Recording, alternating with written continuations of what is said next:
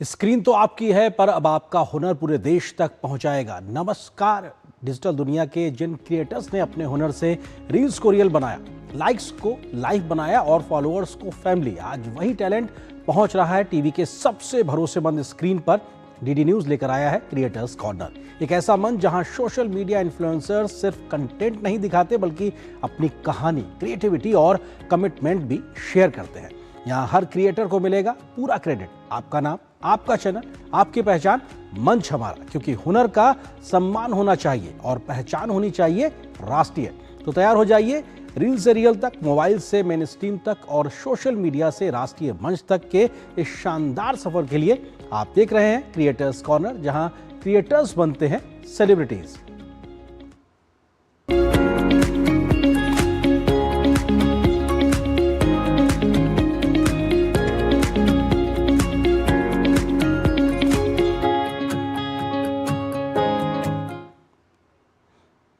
पिछले 10 से 11 वर्षों में देश ने इंफ्रास्ट्रक्चर के क्षेत्र में अभूतपूर्व प्रगति की है।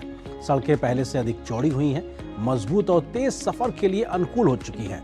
नए एक्सप्रेसवे और हाईवे ने शहरों के बीच की दूरी को कम कर दिया है। रेलवे का भी तेजी से आधुनिकीकरण हो रहा है। स्टेशन आधुनिक बन रहे हैं और यात्री सुविधाएं लगातार बेहतर की जा रही हैं। इसके साथ ही उड़ान योजना के माध्यम से छोटे छोटे शहरों को भी हवाई सेवाओं के साथ जोड़ा गया है। इससे न सिर्फ आम लोगों का सफर आसान हुआ है, बल्कि व्यापार और पर्यटन को भी एक नई दिशा मिली है। कुल मिलाकर, चाहे बात सड़क की कनेक्टिविटी की हो या आसमान की उड़ान की, मजबूत बुनियादी ढांचा आज देश की प्रगति का मजबूत आधार बन चुका है और हमारी जिंदगी को पहले से कहीं अधिक आसान बना रहा है। नमस्कार दोस्तों, आज हम बात करेंगे बीते एक दशक में आए उस बदलाव की जो सड़कों पर, रेलवे स्टेशंस पर, हवाई अड्डों पर और गांव-गांव तक पहुंचने वाली सड़कों में हर दिन दिखाई देता है। ये बदलाव है भारत के बेसिक इंफ्रास्ट्रक्चर यानी बुनियादी ढांचे में हुई जबरदस्त तरक्की की। पिछले लगभग 10 से 11 सालों में भारत के इंफ्रास्ट्रक्चर में कई अहम बदलाव आए हैं और मैं ये किसी प्रमोशन या फिर चुनावी एजेंडे के लिए नहीं, बल्कि एक आम आदमी के नजरिए से बता रही हूँ कि आखिर इन सालों में क्या बदला है, कितना बदला है और इन चेंजेस ने कैसे लोगों की रोजमर्रा की जिंदगी को बेहतर बनाया है। सबसे पहले बात है रोड और हाईवे नेटवर्क्स की। मार्च 2014 में राष्ट्रीय राजमार्गों की कुल लंबाई 91,287 किलोमीटर थी, जो अब बढ़कर लगभग 1,47,000 किलोमीटर हो चुकी है।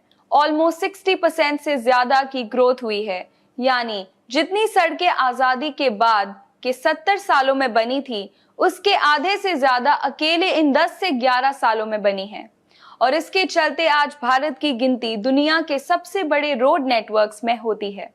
यही नहीं, हाई स्पीड एक्सप्रेसवे और 4 लेन से ऊपर की सड़कें भी तेजी से बनी हैं। सड़क निर्माण की रफ्तार लगभग 1.6 किलोमीटर प्रतिदिन से बढ़कर 34 किलोमीटर प्रतिदिन तक पहुंच चुकी है। अब रेलवे की बात करते हैं। भारतीय रेलवे नेटवर्क में पिछले दशक में नई ट्रैक लाइनों का विस्तार हुआ है, साथ ही कई पुराने ट्रैक्स पर काम हुआ है। उनका नवीनीकरण और इलेक्ट्रिफिकेशन भी हुआ है। इलेक्ट्रिफिकेशन की रफ्तार तो गजब रही है। रेलवे में ये बदलाव सिर्फ यात्रा को तेज नहीं बना रहा, बल्कि माल ढुलाई और व्यापार को भी मजबूती दे रहा है। अब बात कर लेते हैं हवाई कनेक्टिविटी की। 2014 के बाद देश में हवाई कनेक्टिविटी में भी जोरदार वृद्धि हुई है। नए हवाई अड्डों का निर्माण और क्षेत्रीय कनेक्टिविटी कार्यक्रमों से छोटे शहरों को भी उड़ान की सुविधा मिली है। इन बदलावों ने हमारी यात्रा को आसान बनाया है, व्यापार को गति दी है और लोगों की कनेक्टिविटी आसान की है। लोग एक दूसरे के अब ज्यादा करीब हैं। अब अगर हाईवे, एयरपोर्ट्स और रेलवे की बात करें तो हमें रूरल रोड इंफ्रा की बात भी करनी होगी। इन वर्षों में ग्रामीण इलाकों तक भी अब सड़क की पहुंच बेहतर बनी है। 11 सालों में कई लाख किलोमीटर की ग्रामीण सड़कें बनाई जा चुकी हैं, जिससे ग्रामीणों की करीब के बड़े बाजारों, स्कूलों, अस्पतालों और शहरों तक पहुंच न सिर्फ आसान हुई है, बल्कि किफायती भी। से बड़ी मंडियों तक पहुंचा पा रहे हैं, जहां उन्हें कई ज्यादा बेहतर कीमत और दाम मिल पाता है। ये सब बदलाव सिर्फ सड़कें और ट्रेनों तक सीमित नहीं है। इंफ्रास्ट्रक्चर की मजबूती से पर्यटन भी बढ़ रहे हैं। लोगों की यात्रा सुगम और सुरक्षित हुई है। साथ ही यात्रा में कम समय लग रहा है। इसकी वजह से स्थानीय अर्थव्यवस्था को भी मजबूती मिल रही है।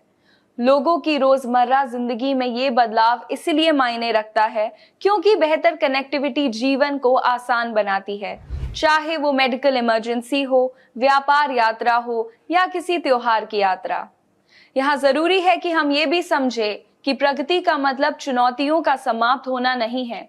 हर परियोजना में समय, संसाधनों और उसको पूरा करने की चुनौतियां जुड़ी होती हैं। लेकिन फिर भी ये आंकड़े हमें आशान्वित करते हैं। ये आंकड़े हमें बताते हैं कि हमारी रफ्तार जारी है। तो दोस्तों, पिछले 11 से ज्यादा सालों में भारत के इंफ्रास्ट्रक्चर में जो परिवर्तन हुआ है वो सिर्फ आंकड़ों का खेल नहीं है। ये हमारी रोजमर्रा जिंदगी में महसूस होने वाला बदलाव है। और जब आप सड़क पर चल रहे होते हैं, रेलवे स्टेशन के लाउंज पर अपनी ट्रेन का इंतजार कर रहे होते हैं या फिर फ्लाइट पकड़ने के लिए किसी टियर 2 सिटी के चमकते हुए हवाई अड्डे में पहुंचते हैं, तब ये बदलाव हर कदम पर दिखाई देते हैं। एआई आज हमारी जिंदगी में तेजी से बदलाव ला रहा है। इससे हमारे काम करने के तरीकों को पहले से कहीं ज्यादा स्मार्ट, तेज और तकनीकी रूप से मजबूत बना दिया है। खासकर युवाओं के लिए एआई एक नया अवसर बनकर उभरा हुआ है, जहां वे कंटेंट क्रिएशन के जरिए न सिर्फ अच्छी कमाई कर रहे हैं बल्कि अपनी अलग पहचान भी बना रहे हैं। फिल्म मेकिंग की दुनिया में भी एआई ने क्रांति ला दी है। अब कम संसाधनों से भी बड़े और रचनात्मक प्रोजेक्ट्स तैयार किए जा रहे हैं। इसी विषय पर कंटेंट क्रिएटर सौम्यजीत गुहा अपने इस वीडियो में बता रहे हैं कि किस तरह एआई की मदद से सिनेमा स्टूडियो 2.0 अपडेट के जरिए सिनेमा क्रिएशन को पहले से कहीं ज्यादा आसान और प्रभावी बनाया जा सकता है। दोस्तों, अगर आप यहाँ पे एक मूवी लवर है और चाहते हैं कि एक अपना मूवी क्रिएट करना जिसमें आपका सब कुछ होगा, आपका स्टोरी होगा, आपका ही कास्टिंग होगा, लेकिन आपके पास प्रॉपर बजट या सेटअप नहीं है, तो आज के टाइम पे एआई आने के बाद ये चीज़ बहुत ही आसान हो चुका है। दोस्तों, अभी आप हिक्सफिल्ड एआई का यूज़ करके एक प्रॉपर मूवी जनरेट कर पाएंगे। दोस्तों, तो हिक्सफिल्ड दोस्तों यहाँ पे लुकने का नाम ही नहीं ले रहा है। हिक्सफिल्ड अपने AI tools back to back यहाँ पे निकालते जा रहा है। हिक्सफिल्ड ने अपने फिर से एक नया एआई टूल इंट्रोड्यूस किया है जिसका नाम है यहाँ पे सिनेमा स्टूडियो 2.0। तो यहाँ पे कुछ दिन पहले हिक्सफिल्ड ने दोस्तों यहाँ पे सिनेमा स्टूडियो 1.0 रिलीज किया था, तो उसके रिगार्डिंग भी मैंने वीडियो बनाया था। लेकिन दोस्तों, ये जो 2.0 वाला सिनेमा स्टूडियो अपडेट आया है, ये काफी एक बहुत ही बढ़िया अपडेट है। मैंने जैसे चेक किया इस अपडेट को, आज का ये वीडियो पर्टिकुलरली सिनेमा स्टूडियो 2.0 को लेके है। तो ये वाला जो अपडेट है, इसमें आप सिनेमा स्टूडियो 1.0 में जो फीचर यहाँ पे आपको देखने को नहीं मिलता था, वो सारे फीचर यहाँ पे आपको देखने को मिलता है। एआई वीडियोस में सबसे बड़ा जो चीज होता है दोस्तों, यहाँ पे इमोशन का। यहाँ पे आप एआई वीडियोस बना तो लेते हैं, लेकिन उसमें आप इमोशन नहीं ऐड कर पाते हैं। लेकिन दोस्तों, यहाँ पे सिनेमा स्टूडियो 2.0 अपडेट में आप प्रॉपर इमोशन दे पाएंगे। दोस्तों, यहाँ पे आप अगर हैप्पी इमोशन डालना चाहते हैं, एंग्री इमोशन डालना चाहते हैं, सब कुछ यहाँ पे पॉसिबल होगा। और सिनेमा स्टूडियो 1.0 में आप सिर्फ 10 सेकंड तक वीडियो जनरेट कर पाते थे, अभी दोस्तों आप 12 सेकंड तक वीडियो जनरेट कर पाएंगे। काफी बढ़िया आउटपुट निकल के आ रहा है दोस्तों। मुझे पर्सनली काफी सरप्राइज लग रहा है कि एआई वीडियो जनरेशन इतना आगे बढ़ चुका है दोस्तों। तो बिना देर किए चलिए अपने लैपटॉप स्क्रीन में स्विच करते हैं और देख लेते हैं इस अपडेट में आपको क्या क्या नया चीजें देखने को मिलता है। तो जैसे आप लोग देख सकते हैं, मैं अपने कंप्यूटर स्क्रीन में यहाँ पे आ चुका हूँ। तो सबसे पहले दोस्तों, आप यहाँ पे hicksfield.ai का वेबसाइट ओपन कर लीजिए। तो सबसे पहले वेबसाइट का इंटरफेस कुछ इस तरह का आपको मिलेगा। तो यहाँ पे जैसे आपको पता ही है, यहाँ पे जो सारे वर्ल्ड फेमस जो एआई टूल्स है, सभी आपको एक ही वेबसाइट में देखने को मिलता है। और इन लोगों का जो सब्सक्रिप्शन प्लान वगैरह है, तो बहुत सारा प्लान इन लोगों का फिलहाल है, 4 प्लान है फिलहाल।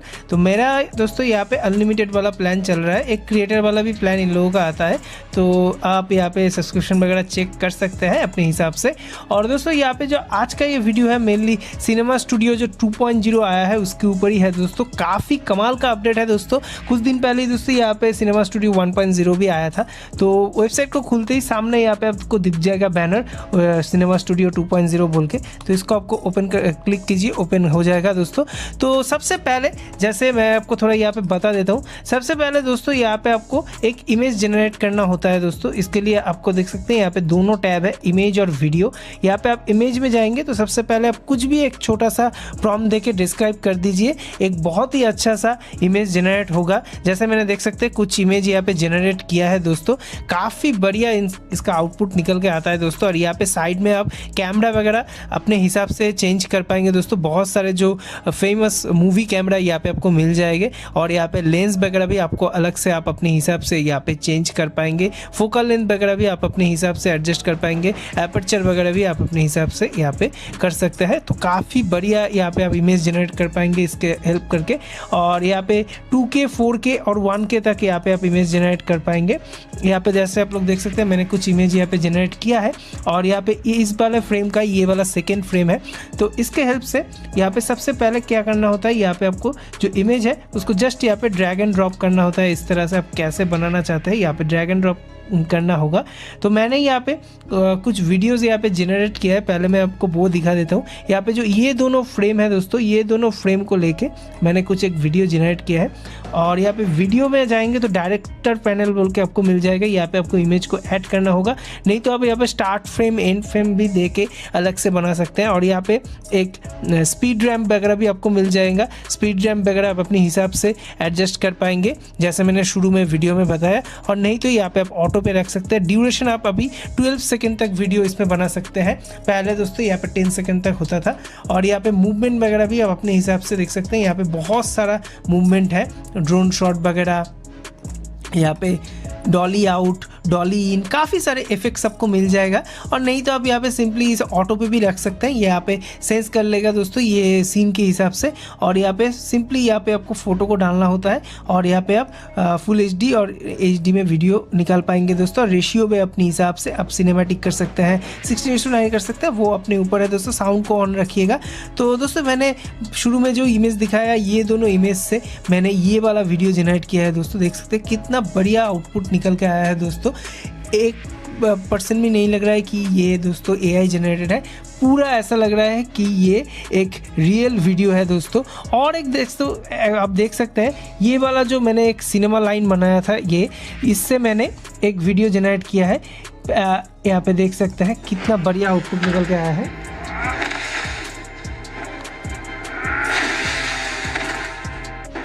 तो देख सकते हैं कितना बढ़िया अपडेट है दोस्तों। तो इसका पिछले वर्जन से ये काफ़ी ज़्यादा अपग्रेड हुआ है। जैसे मैंने सिनेमा स्टूडियो 1.0 के ऊपर भी वीडियो बनाया था, उससे मैंने ये वाला सेम फ्रेम यूज़ किया था और ये वीडियो जनरेट हुआ था दोस्तों। तो देख सकते हैं इसमें थोड़ा थोड़ा ये लग रहा है कि ये आर्टिफिशियल है, लेकिन दोस्तों इससे जो बना है सिनेमा स्टूडियो 2.0 से, ये कहीं से भी नहीं लग रहा है कि ये आर्टिफिशियल है। आप देख सकते हैं कितना बढ़िया आउटपुट निकल के आया है दोस्तों और कितना ज़्यादा रियलिस्टिक है ये वाला अपडेट। और दोस्तों यहाँ पे अभी मैं आपको और एक जनरेट करके दिखाऊंगा। यहाँ पे देख सकते हैं मैंने 2 फ्रेम यहाँ पे जनरेट किया है।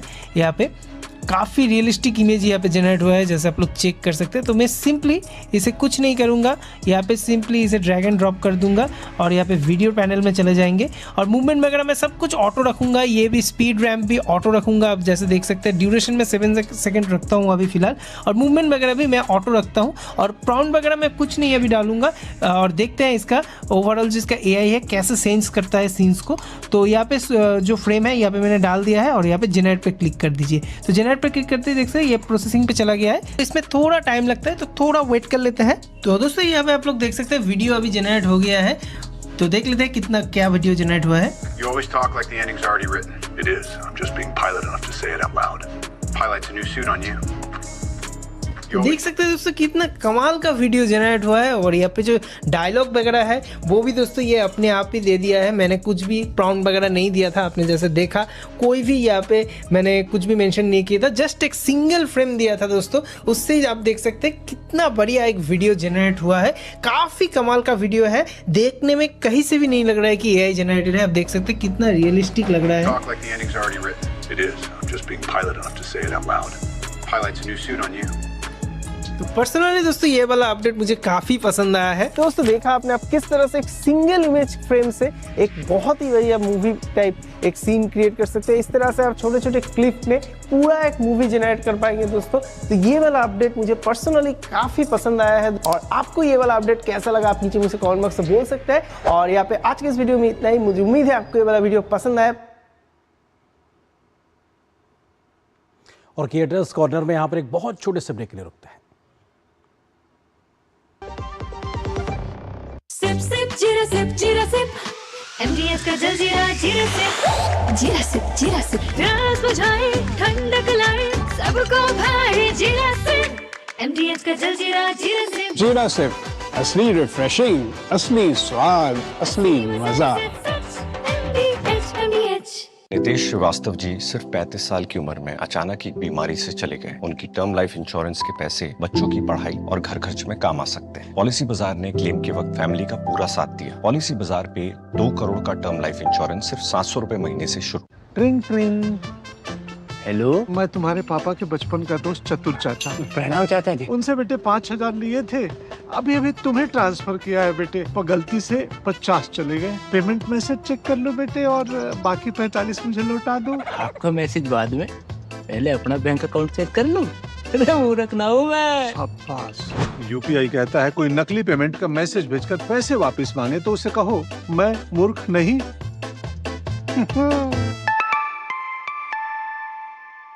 जाइए आप भी किसी का टेस्ट लीजिए।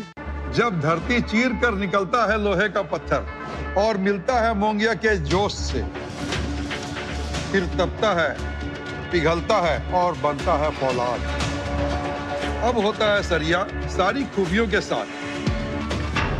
मोंगिया स्टील, मजबूत देश का मजबूत सरिया। सुनो, एक अच्छी इंश्योरेंस पॉलिसी AI से पूछते हैं। एक ऐसी पॉलिसी जिसमें प्रीमियम पेमेंट हो लिमिटेड पर इनकम आती रहे लाइफ टाइम। LIC का जीवन उत्सव। एक ऐसी पॉलिसी जो दे होल लाइफ इंश्योरेंस कवर भी। LIC का जीवन उत्सव।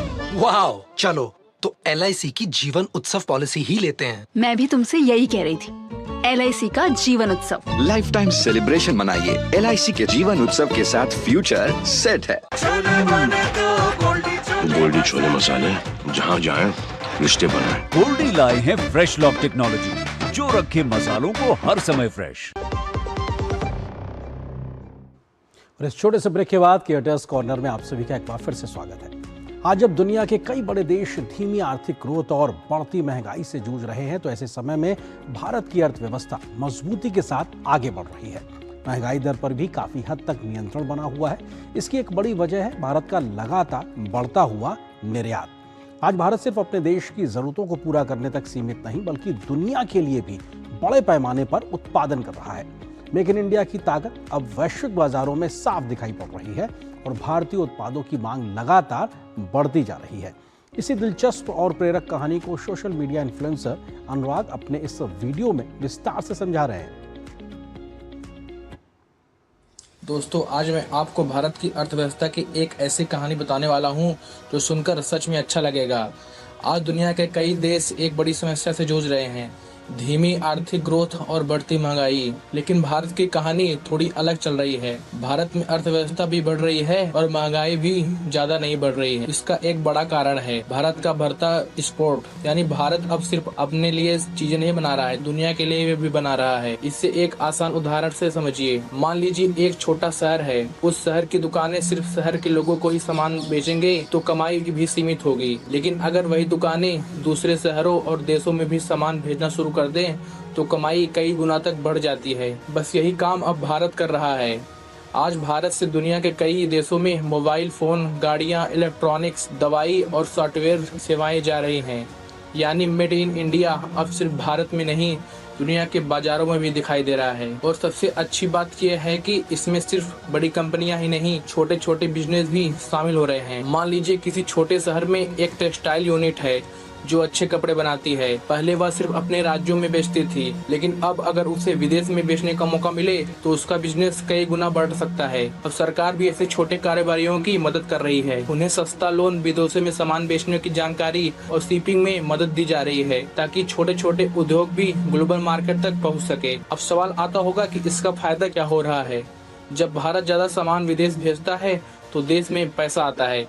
जब पैसा आता है तो फैक्ट्रियां बढ़ती हैं, फैक्ट्रियां बढ़ती हैं तो नई नौकरियां बनती हैं, और जब नई नौकरियां बढ़ती हैं तो लोगों की कमाई भी बढ़ती है। यानी एक छोटा सा बदलाव पूरी अर्थव्यवस्था को मजबूत बना देता है। इसे आप ऐसे समझिए, भारत अगर एक बड़ा खेत है तो एक्सपोर्ट उस खेत की फसल है, दुनिया के बाजार तक पहुंचाने वाला रास्ता है, और जितनी ज्यादा फसल बाहर जाएगी उतनी ज्यादा कमाई भारत के अंदर आएगी। इसीलिए आज दुनिया भारत को सिर्फ एक बड़ा बाजार नहीं बल्कि एक बड़ा सप्लायर भी मानने लगा है। और सच कहूँ तो ये बदलाव अभी ही शुरू हुआ है। आने वालों कई सालों में भारत और ज्यादा सामान बाहर भेजेगा, दुनिया के अलग अलग देशों में जाएगी, और शायद इसी वजह से अगले कुछ सालों में भारत की अर्थव्यवस्था और तेजी से बढ़ती दिखाई दे, क्योंकि आज का भारत सिर्फ खरीदने वाला देश नहीं है, दुनिया को सप्लाई करने वाला देश बन रहा है। तो कृपया इस पे आपके क्या राय है, कमेंट में बताएं।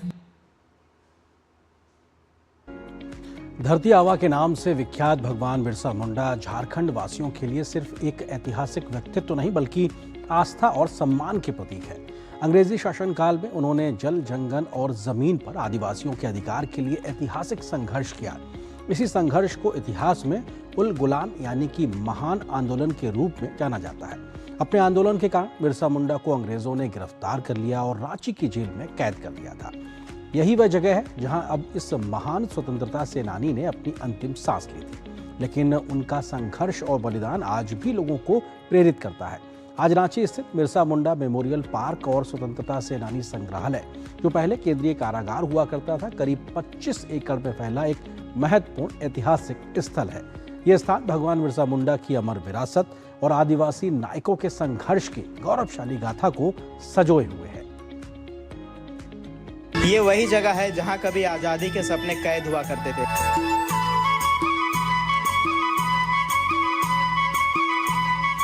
ब्रिटिश एरा में बनी है रांची सेंट्रल जेल। ये वही जगह है जहां भगवान बिरसा मुंडा को कैद करके रखा गया था।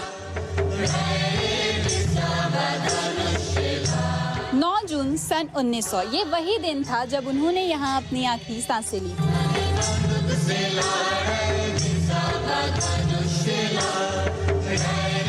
2005 के बाद जब नया होटवार जेल बना तब पुराने कैदियों को यहाँ से शिफ्ट कर दिया गया और इसी के बाद शुरू हुई इस जगह की नई कहानी।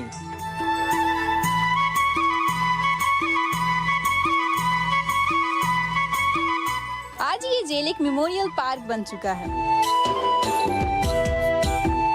जहां बिरसा मुंडा के साथ और भी वीर शहीदों की मूर्तियां स्थापित की गई हैं।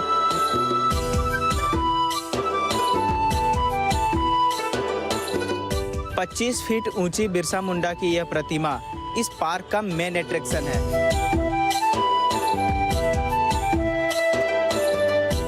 यहाँ बच्चों की खेलने की जगह है और फैमिलीज के लिए टाइम स्पेंड करने का परफेक्ट कॉर्नर है।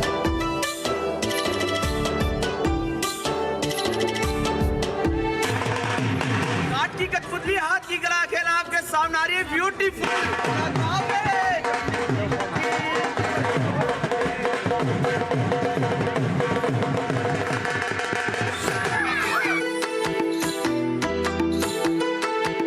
यहाँ के हर दीवार, हर कोने, हर चीज यहाँ हमारे वीर शहीदों की बलिदान की कहानियाँ कहते हैं। तो आप जब भी यहाँ आए तो सिर्फ घूमे नहीं बल्कि इन दीवारों में छुपी कहानियों को महसूस करें।